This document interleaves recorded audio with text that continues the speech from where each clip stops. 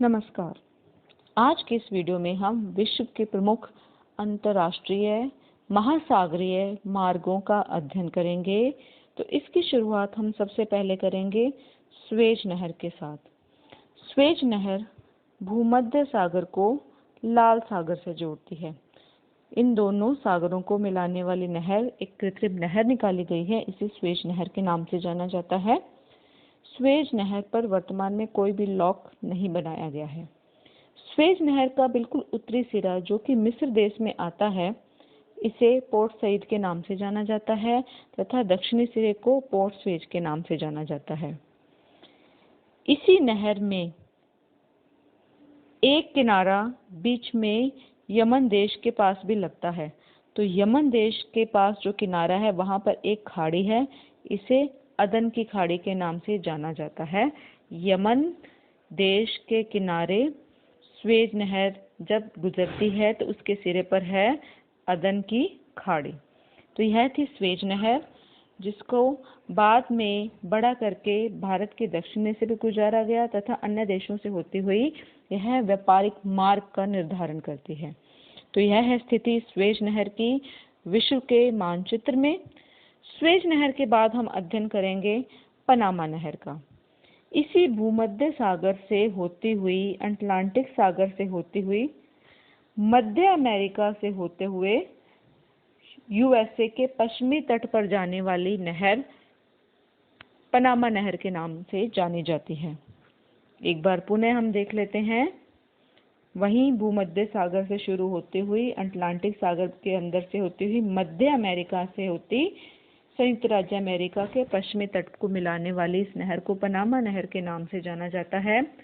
Panama नहर के निर्माण के पश्चात भी अंतर्राष्ट्रीय व्यापार बहुत ही सुगम हो गया है। पनामा नहर संयुक्त राज्य अमेरिका के न्यूयॉर्क बंदरगाह को भी अटलांटिक सागर से होती हुई सैन फ्रांसिस्को बंदरगाह तक जोड़ती है, जिससे इन दोनों प्रदेशों की दूरी कम हुई है और व्यापार बहुत ही सुगम हो गया है। पनामा नहर मध्य अमेरिका के पनामा नामक नगर से गुजरती है।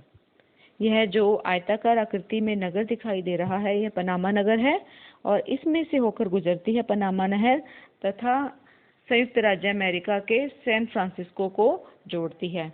एक तरह से हम कह सकते हैं कि संयुक्त राज्य अमेरिका के पूर्वी तट तथा पश्चिमी तट के मध्य व्यापार सुगम हो गया है पनामा नहर के निर्माण के पश्चात।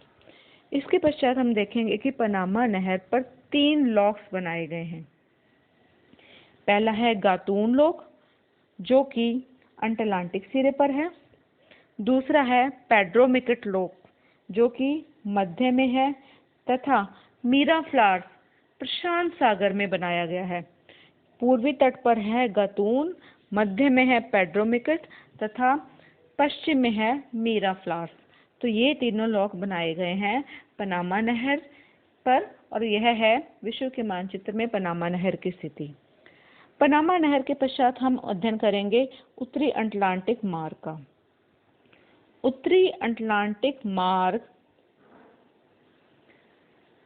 उत्तरी अमेरिका महाद्वीप तथा पश्चिमी यूरोप को जोड़ने वाला एक मार्ग है, जिससे यूरोप महाद्वीप व उत्तरी अमेरिका महाद्वीप के मध्य व्यापार बहुत ही सुगम हो गया है और यह सबसे व्यस्ततम समुद्री मार्ग भी है, जिससे प्रतिदिन अंतर्राष्ट्रीय व्यापार इसी मार्ग द्वारा होता है। तो यह है उत्तरी अटलांटिक मार्ग, जो कि अटलांटिक सागर से होते हुए यूरोप के पश्चिमी भाग तक जाता है, उत्तरी अमेरिका और यूरोप को जोड़ता है। यह है उत्तरी अटलांटिक मार्ग। उत्तरी अटलांटिक मार्ग के पश्चात हम अध्ययन करेंगे उत्तमाशा अंतरिक्ष मार्ग का। उत्तमाशा अंतरिक्ष मार्ग, यह मार्ग बनाया गया है अटलांटिक सागर तथा इससे शुरू होकर अफ्रीका के नीचे से होकर गुजरते हुए हिंद महासागर में प्रवेश करने के पश्चात यह ऑस्ट्रेलिया के नीचे तक जाता है, जिससे इस समुद्री मार्ग द्वारा व्यापार अन्य बहुत सारे देशों में हो रहा है। इसी समुद्री मार्ग द्वारा यूरोप, दक्षिणी अमेरिका तथा अफ्रीका के मध्य व्यापार भी हो रहा है उत्तमाशा अंतरिक्ष मार्ग द्वारा। उसके पश्चात इसी मार्ग के द्वारा सामान का आयात निर्यात अफ्रीका के नीचे से होते हुए ऑस्ट्रेलिया में भी किया जाता है। तो यह स्थिति थी उत्तमाशा अंतरिक्ष मार्ग की, अटलांटिक सागर से होते हुए अफ्रीका के बिल्कुल दक्षिण से गुजरते हुए ऑस्ट्रेलिया के दक्षिणी भाग पर जाना। तो ये थे विश्व के प्रसिद्ध समुद्री मार्ग। धन्यवाद।